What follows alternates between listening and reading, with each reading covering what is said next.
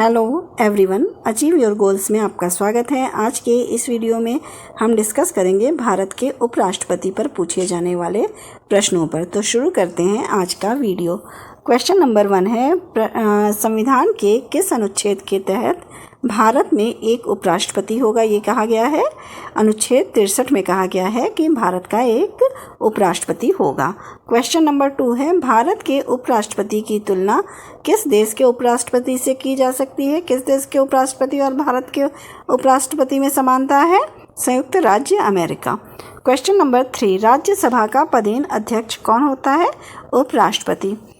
Question number 4, Rajya Sabha की बैठकों का सभापति कौन होता है? उपराष्ट्रपति। राज्यसभा में जो बैठकें होती हैं उनका सभापतित्व कौन करता है? उपराष्ट्रपति।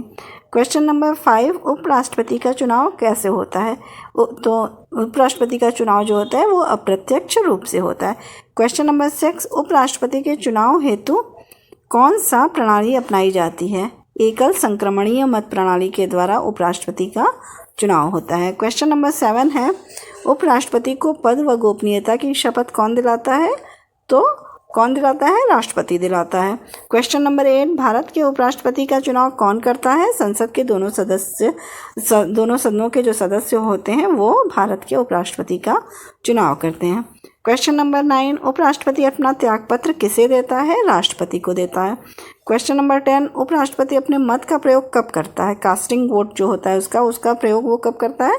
जब मतों के बराबर रहने की स्थिति में, जब दोनों साइड के मत बराबर होते हैं तो उपराष्ट्रपति अपने मत का प्रयोग करता है।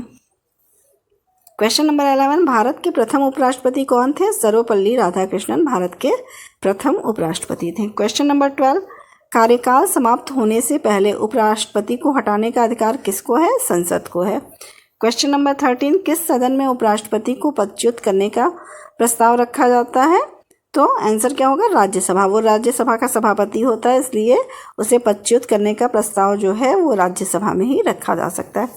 क्वेश्चन नंबर 14, भारत में लगातार 2 बार उपराष्ट्रपति कौन रहा था? सर्वपल्ली राधाकृष्णन लगातार 2 बार उपराष्ट्रपति थे।